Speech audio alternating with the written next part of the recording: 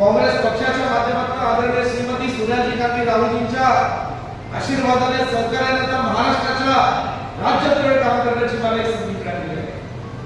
म्हणून मी तुम्हाला सांगतो, कुणी काही बोलो, या जिल्ह्यामध्ये 4 किंवा 5 जागांवर काँग्रेस पक्ष 100% लढणार आणि या ठिकाणी लढल्यानंतर या जागा या ठिकाणी काँग्रेस पक्ष आमचा निश्चय, ही आमची तयारी आणि आमची जिद्द आहे। अंतर्गत काही प्रश्न आहेत ते निश्चितपणे आम्ही बंद खोलीत कार्यकर्त्यांच्या भावना ऐकण्याकरता मार्ग काढण्याचा प्रयत्न। विशाळरावांना माहिती आहे, त्यांची माझी गेल्या काही दिवसांपासून सातत्याने चर्चा होत असते की पुढचं पाऊले कशी टाकायची।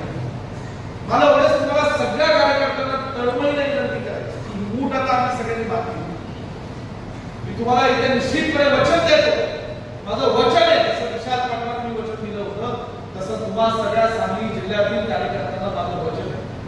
वसंतदादांच्या विचाराचे, हे मदन भाऊंच्या विचाराचे, जे कोकणराव जिल्हाधन साहेबांच्या विचाराचे, त्या सगळ्या कार्यकर्त्यांना माझं वचन आहे की ज्यांनी या ठिकाणी आज काँग्रेस पक्षाच्या माध्यमातून चांगल्या पद्धतीने काम केलं, 5 वर्ष ही मूठ बांधली, अशा व्यासपीठावर बसलेल्या सगळ्या लोकांना चांगल्या पद्धतीचा न्याय देण्याची जबाबदारी विश्वविद्यालयाची आहे।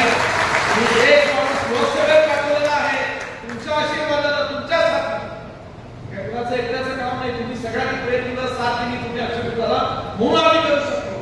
तसंच आमदार सुद्धा या जिल्ह्यातले एक काय तुम्ही म्हणला तर 2 सुद्धा आमदार या ठिकाणी आमची जिल्ह्याची जबाबदारी माझी नाही, थोडी धमक तुमच्या आशीर्वादाने लागली। फक्त तुम्ही काही वातावरण खराब होईल असं काही ही जी